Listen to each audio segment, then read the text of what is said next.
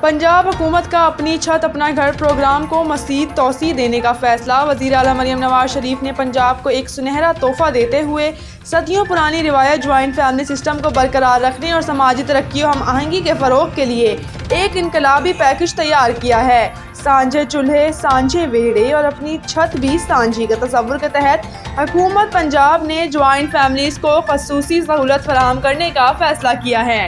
مریم نواز نے انقلابی پروگرام اپنی چھت اپنا گھر کے دائرہ کار وسیع کرتے ہوئے اسے جوائنٹ فیملیز تک بڑھا دیا ہے، جس کے تحت پنجاب کی جوائنٹ فیملیز کو اپنے گھروں کی توسیع کے لیے بلا سود اور بالکل آسان اقساط پر قرض فراہم کیا جائے گا۔ وزیر اعلیٰ پنجاب نے گھروں کی توسیع کے لیے بلا سود قرضوں کے اجرا کی منظوری بھی دے دی ہے۔